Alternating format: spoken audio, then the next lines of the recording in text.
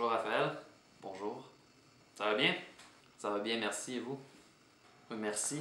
Premièrement, il va y avoir les autres membres du jury avec moi aujourd'hui. Il va y avoir Patrick Leduc, Claudine Nouville et Éric Bilodeau. La première question pour toi, ce serait simplement, Raphaël, si tu peux nous présenter un peu qui tu es. J'ai 24 ans, je viens de terminer mon bac, c'est un bac bidisciplinaire à l'Université de Montréal en communication et politique. J'ai vécu à Paris pendant 7 à 8 mois. J'ai aussi voyagé en Asie du Sud-Est, donc Singapour, Thaïlande, Vietnam. Et ça c'est vraiment un gros choc de culture, si on peut dire, mais c'est ce qui est le fun dans le voyage, c'est quand tu te fais surprendre d'une certaine façon. Ensuite, évidemment, mon autre passion, eh bien, c'est le soccer. Le soccer, c'est une passion, j'en mange du soccer. Je peux regarder la télévision, un match, je peux aller à un match, lire des rapports aussi sur la période de transfert, par exemple, dans certaines ligues, c'est super intéressant. Le soccer local aussi, de voir comment ça se développe, donc ça, c'est une passion pour moi. Peux-tu nous dire aussi, c'est quoi ton parcours dans le monde du soccer, justement? J'ai commencé jeune, évidemment, à jouer au soccer, à l'âge de 9 ans, je crois. Ce qui m'a vraiment poussé dans le monde du soccer complètement, c'est quand j'ai été accepté en sport-études concentration soccer au Collège français de Longueuil. Ça, c'est vraiment un programme qui te permet de te développer en tant que joueur, mais aussi de développer tout l'aspect soccer. On a fait des cours d'arbitrage, des cours d'entraîneur. Ensuite, je me suis concentré principalement sur mes études, cégep, université. J'ai continué de jouer, mais d'une façon très pour le plaisir, là, si on peut dire, pas compétitive. Par contre, il y a 2 ans, je suis revenu vraiment dans le monde du soccer en revenant de Paris. J'ai parlé un peu avec Philippe Germain. J'ai commencé à collaborer avec lui au balado-diffusion de Soccer Plus. C'est l'hiver, mais le soccer ne dort jamais. J'ai été affecté à l'Impact de Montréal l'année dernière, à la première saison à MLS. Donc ça m'a remis dans le monde du soccer, mais d'une façon différente, d'une façon journalistique. J'écris également les rapports de match pour les équipes nationales canadiennes. Donc pour l'Association canadienne de soccer, c'est moi qui fais les rapports de match en français. Dernièrement, on est allé au repêchage au Super Draft de la MLS. Donc on a couvert aussi la convention de la NSCAA. Cette convention-là m'a aussi montré que le monde du soccer, c'était grand, mais vraiment grand. Et en ce moment, je travaille aussi sur des petites capsules documentaires que je fais pour Soccer Plus, sur des équipes de la MLS pour ajouter au répertoire de Soccer Plus. Donc ça serait des émissions audio sur lesquelles on fait simplement l'histoire de chaque club de la MLS. Ensuite, pourquoi appliques-tu pour le poste d'animateur de Génération Soccer.tv? Je viens de terminer mes études, donc je suis disponible à temps plein.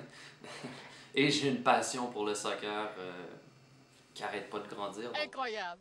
Incroyable! j'aimerais faire partie de ceux qui aident à faire grandir le sport, le soccer surtout au Québec. C'est un sport qui n'a pas beaucoup de place encore, mais c'est le sport où il y a le plus de jeunes qui pratiquent. L'émission Génération Soccer.tv parle de soccer, mais on parle aussi de soccer local. Le soccer local n'est pas assez couvert selon moi au Québec. Génération Soccer.tv permet justement de donner un cachet québécois au soccer. Qu'est-ce qui te rend spécial? Pourquoi on devrait te choisir toi? Lorsqu'on parle de journaliste sportif, journaliste de soccer et qu'on couvre un événement, je suis quelqu'un qui veut aller au fond des choses et découvrir, faire découvrir ce qu'il y a vraiment au fond de cet événement-là, le pourquoi, le comment. Et évidemment, ça c'est une de mes valeurs en tant que journaliste, je veux travailler de cette façon-là. Mais je veux aussi je veux faire partie de ceux qui aident le soccer à grandir au Québec. Ça, c'est une des choses qui est importante pour moi, c'est d'avoir un impact chez ceux qui vont regarder l'émission. Est-ce que tu as des idées justement qu'on pourrait appliquer pour l'émission de la prochaine saison de Génération Soccer.tv? Il y a un aspect qui m'intéresse beaucoup, c'est l'histoire en fait du soccer au Québec.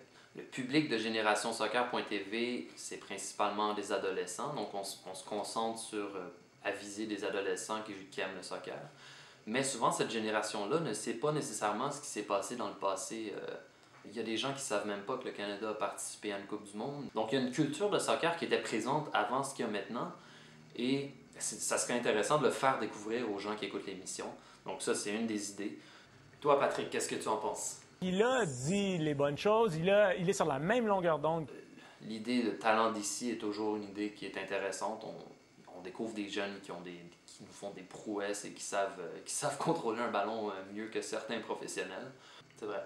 Aussi aller chercher des joueurs qui ont réussi et demander à ces joueurs-là qu'est-ce qu'il faut faire pour réussir, pour atteindre ce niveau-là. Tu sais, un jeune comme Samuel Piette ou quelqu'un comme Patrice Bernier dans l'Impact de Montréal ou Olivier Océan, des Québécois qui ont réussi outre-mer. Donc ça, c'est intéressant parce qu'on peut non seulement augmenter notre culture en connaissant des joueurs qui viennent d'ici, mais aussi montrer aux jeunes qu'est-ce qu'on peut faire pour parvenir à ce niveau-là. Étant donné que c'est une émission qui se concentre beaucoup sur le soccer local, les événements locaux les tournois locaux doivent être couverts, mais des tournois importants comme la Coupe du Québec. Il y a également les événements de soccer comme le beach soccer, le tournoi de beach soccer à Montréal. C'est un événement qu'il y a eu l'an dernier et qui n'a pas été couvert beaucoup. À ma grande surprise, moi je m'y suis rendu pour Soccer Plus.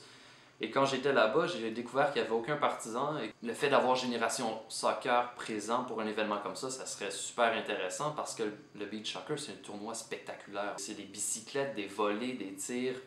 Et c'est beaucoup de plaisir aussi à jouer et à regarder. Ça va faire quelque chose d'extraordinaire. D'autres idées, évidemment, il va y avoir des coupes qui s'en viennent dans les années futures, que ce soit la Coupe du Monde féminine de 2015 qui va être au Canada. L'Expo Soccer Montréal qui va avoir lieu en mars. C'est un événement qui montre à quel point le soccer se développe au Québec.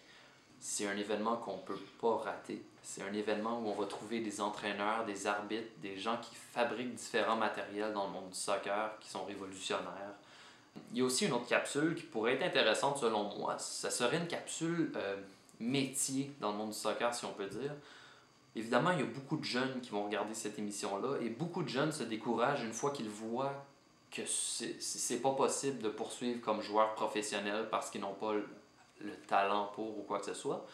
Mais souvent, ces jeunes-là vont avoir une passion pour le soccer et cette passion-là peut être gaspillée s'ils ne se rendent pas compte qu'il y a d'autres choses à faire dans le monde du soccer. On peut être un journaliste, on peut être un entraîneur, on peut être un arbitre, on peut être un entraîneur adjoint, un entraîneur physique. Il y a plein de possibilités dans le monde du soccer de continuer à vivre avec cette passion-là. Super intéressant, de bonnes idées. On va te recontacter pour te laisser savoir notre réponse. Merci. Merci à vous.